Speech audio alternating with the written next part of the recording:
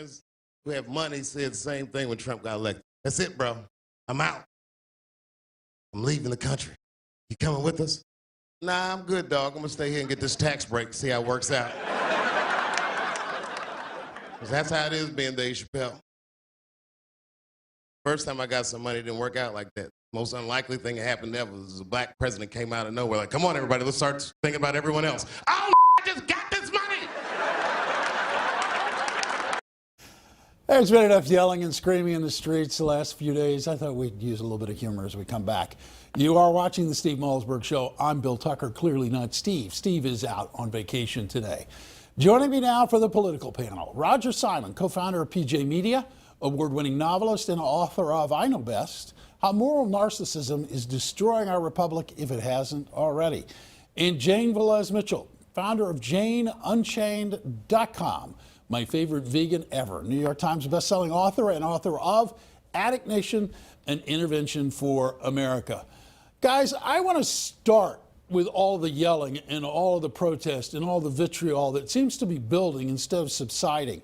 And Jane, I'll throw this question to you first. I understand the disappointment of somebody's candidate not being elected, but I don't understand the kind of violence that we're seeing going along with the election of President Trump.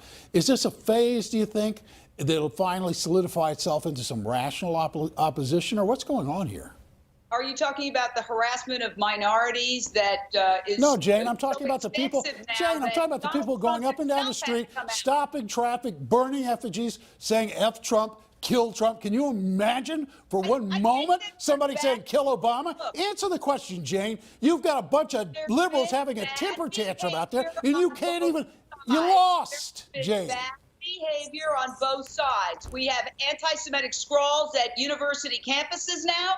We have minorities being harassed. We also have people getting out of hand at some of these demonstrations that are occurring. People are upset. We have two Americas, and I think that it is time to tone down the rhetoric. The trouble is that the president-elect, while I am hopeful, I am an optimistic person, seems to be speaking out of both sides of his mouth. At one point he says, stop harassing people, to his own supporters, stop harassing minorities. But then on the other hand, he appoints Steve Bannon to a very, very top position of power within the White House, somebody that has sparked outrage across all sorts of lines, from the Southern Poverty Law Center to the Anti-Defamation League.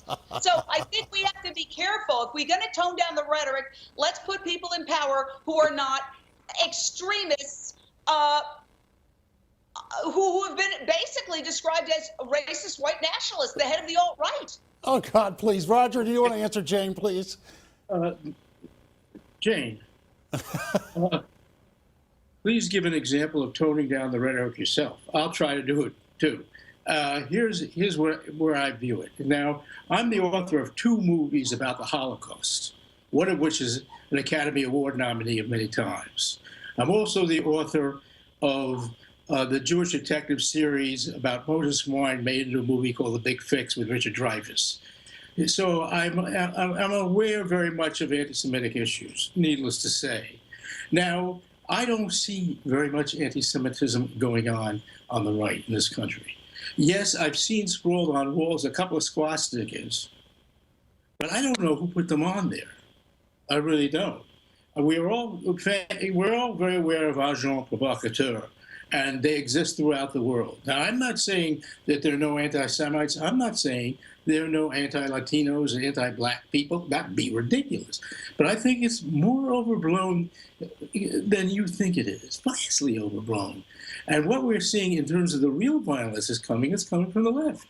You only have to look at your TV set to see it. The windows being smashed, the guy... What I see is people marching in the streets, the overwhelming majority of them very peacefully. I know people who have gone to protests in Los Angeles. They are not professional agitators. They have not been incited by the media. They look on Facebook, they see that people are gathering, and they go. And by the way, these are people with jobs. You know, there's this stereotyping that these people who are out on the street are somehow, ne'er-do-wells who aren't working. No, everybody I know who went to those protests have full-time jobs, and they took their day off to go to express their displeasure. And that's what what's great about America, that people can march in the streets. This isn't China and Tiananmen Square, where if you stand up and march in the streets, you're hit by a tractor trailer or shot down. We should be celebrating the fact that we are free to march and protest. We are, Jane, and there's no argument, I don't think, between Roger, you, or myself on that issue.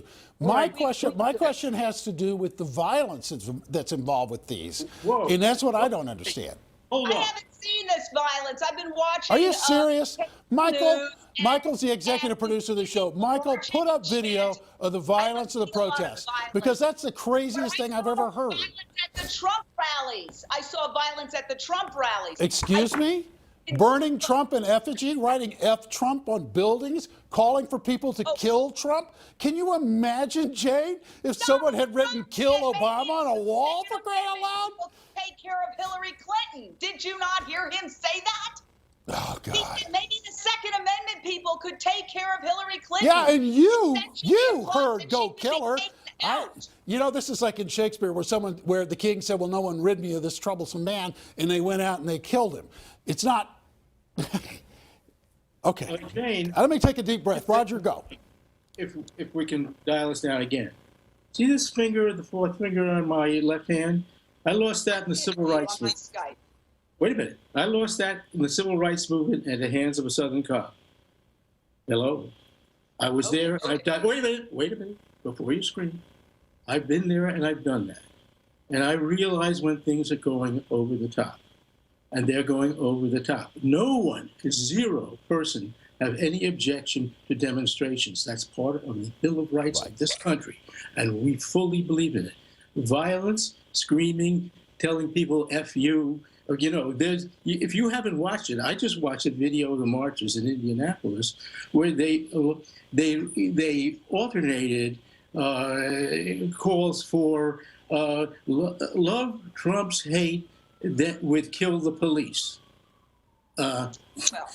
Now, I'm not going to sit here, just like you would not speak for every single Trump supporter. I'm not going to sit here and speak and try to defend every single person who's marching in the street. I can tell you, though, that the vast majority of those people are hardworking Americans who are upset about the election, and they're marching in the street because they don't like some of the policies of the president-elect. I, too, would like to tone down the rhetoric.